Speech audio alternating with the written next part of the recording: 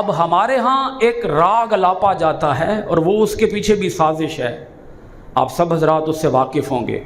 ہماری جو اسلامی تنظیمیں ہوتی ہیں کچھ، مثلا وہ لوگوں کو کنونس کرنے کے لیے وہ کہتی ہیں ہم غیر سیاسی ہیں جی، ہم غیر سیاسی، یہ غیر سیاسی تنظیم ہے۔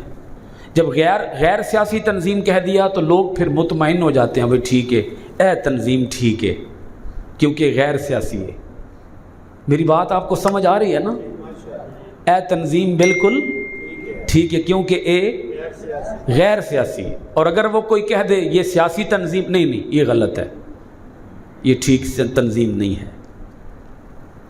اگر آپ غور فرمائیں، کیا حضرت ابو بکر صدیق رضی اللہ تعالی عنہ غیر سیاسی تھے؟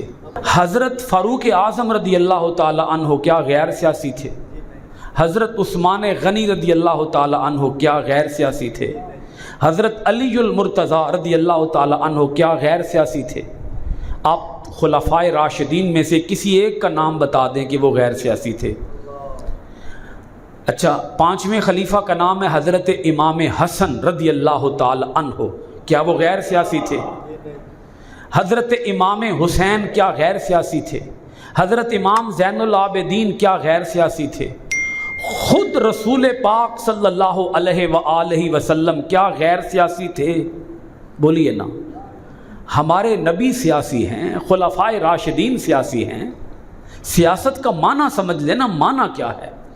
ہماری لغت کے اندر جو سیاست کا معنی ہے اسے نکالیں اپنے ذہنوں سے، اپنے دماغوں سے، اپنے اذہان و قلوب سے، اس معنی کو نکالیں کہ ہم نے زنا کا نام سیاست رکھا ہوا ہے، چوری کا نام سیاست رکھا ہوا ہے، غنڈہ گردی کا نام سیاست رکھا ہوا ہے، قتل و غارت گری کا نام، خون خرابے کا نام سیاست رکھا ہوا ہے، کرپشن کا نام سیاست رکھا ہوا ہے۔ آپ سیاست کا معنی درست کریں، پھر دیکھیں کہ کوئی ایک ہستی جس کا تعلق اسلام سے ہو اور اس کا تعلق سیاست سے نہ ہو، کوئی ایک ہستی ایسی نکال کے دکھا دے۔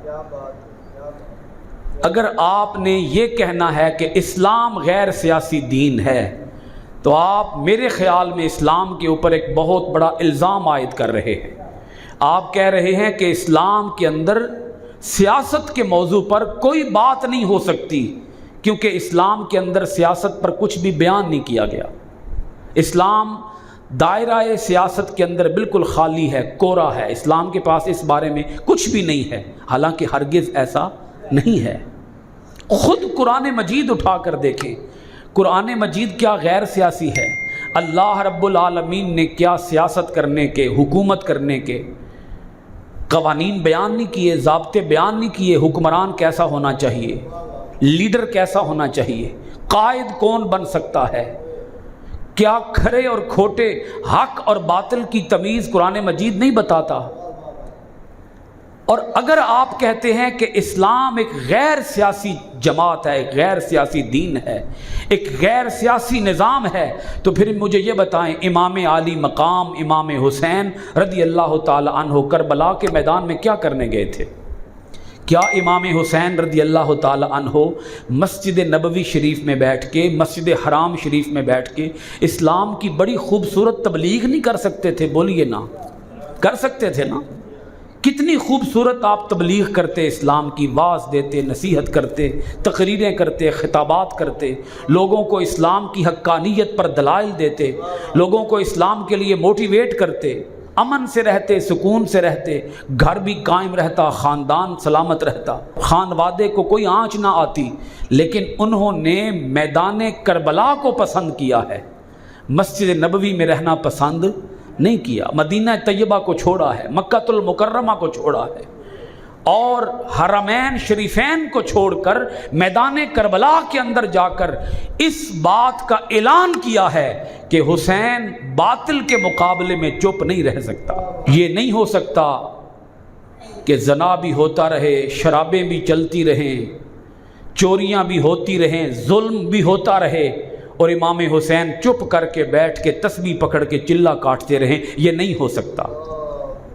یہ حضور کے نواسے ہیں نا، نواسائے رسول نے یہ طریقہ بتایا ہے کہ جب بھی ظلم کی آواز بلند ہو تو تم اپنے آپ کو خاموش نہ رکھنا، آگے بڑھنا اور ظلم کا گلا کاٹ دینا، آگے بڑھنا، ظلم کو جڑ سے اکھیڑ کے رکھ دینا۔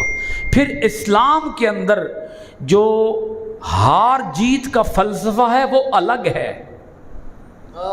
یزید تخت پہ بیٹھا رہا، امام عالی مقام رضی اللہ تعالی عنہ شہید ہو گئے، خاندان شہید ہو گیا، لیکن امام عالی مقام رضی اللہ تعالی عنہ کی شہادت اور دوسری طرف یزید کی سلطنت وہ یہ میسج دے رہی ہے کہ جو سلطنت پہ رہا، جو تخت پہ رہا، وہ ناکام ہو گیا، اور جس نے شہادت پا لی ہے وہ کامیاب ہو گیا۔ یہاں کامیابی اور ناکامی کا معیار ہی الگ ہے، پیمانہ ہی الگ ہے۔